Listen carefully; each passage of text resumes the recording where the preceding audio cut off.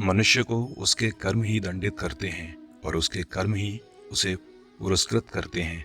मनुष्य व्यर्थ ही ईश्वर को अपने दुखों का दोषी ठहराता है। व्यक्ति अकेले पैदा होता है और अकेले ही इस लोक को छोड़कर चला जाता है और वह अपने अच्छे और बुरे कर्मों का फल खुद ही भुगतता है।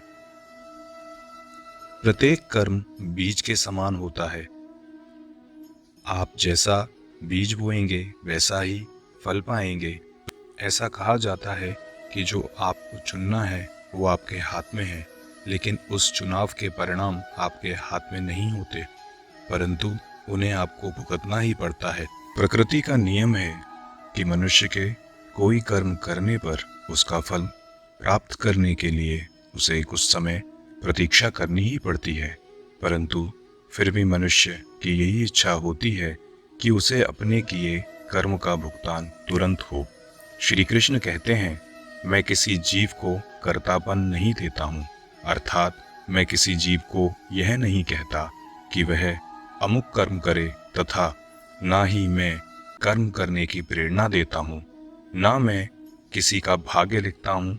जीवात्मा जो कर्म करती है उसका कर्मफल भी मैं नहीं देता हूँ।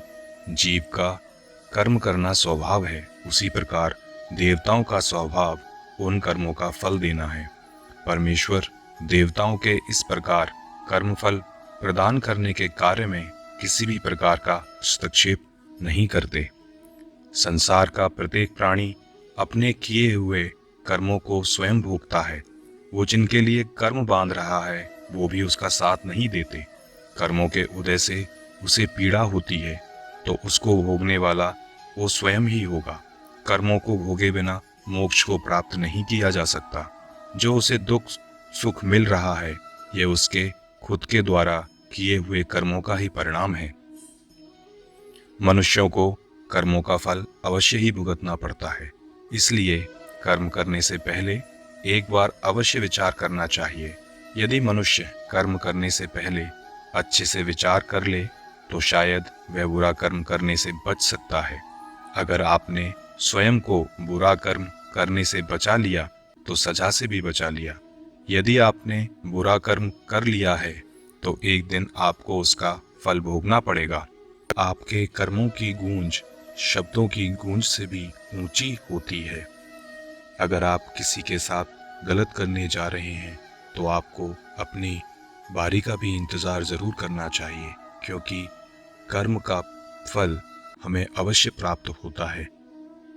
श्री कृष्ण ने भी कर्मों को ही सबसे उत्तम बताया है, क्योंकि कर्म ही हमारे भाग्य का निर्माण करते हैं।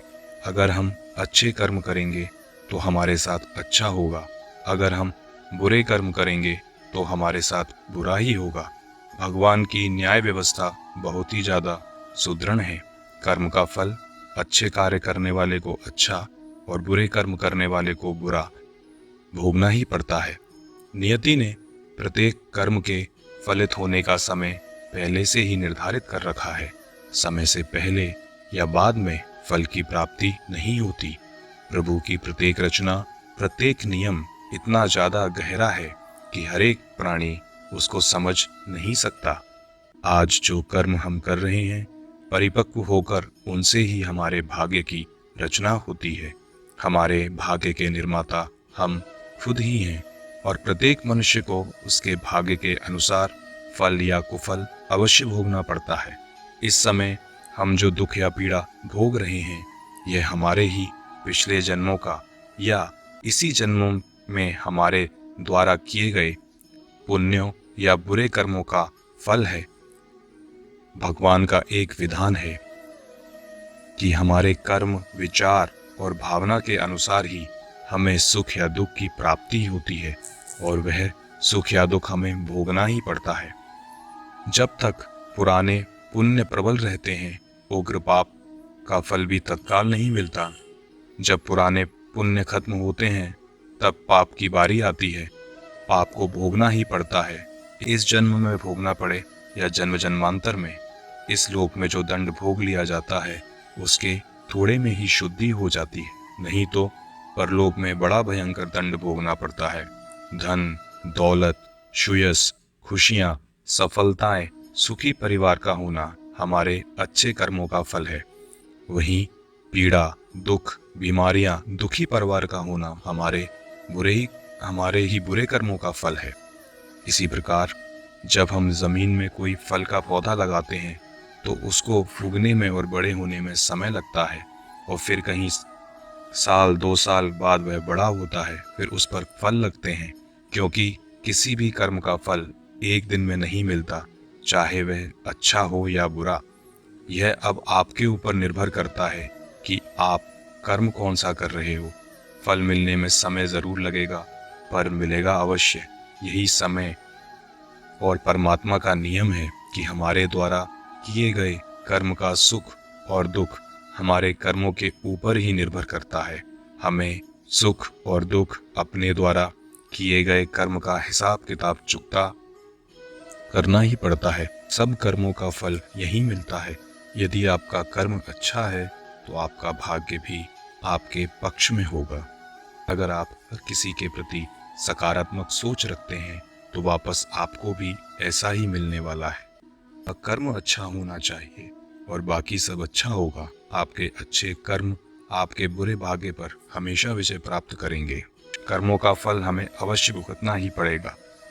इसलिए जब हम किसी को कुछ देते हैं या कोई भी कार्य करते हैं तो सोच समझ कर करें, क्योंकि एक दिन वह हमें दोगुना होकर मिलता है। इसी प्रकार प्रत्येक कर्म करते समय भी ध्यान रखें कि हम कौन सा कर्म सही कर रहे हैं और कौन सा कर्म गलत हो रहा है। इसलिए कभी भी भूलकर भी किसी की आत्मा को ना दुखाएं। जितना हो सके अपनी तरफ से अच्छा ही करें।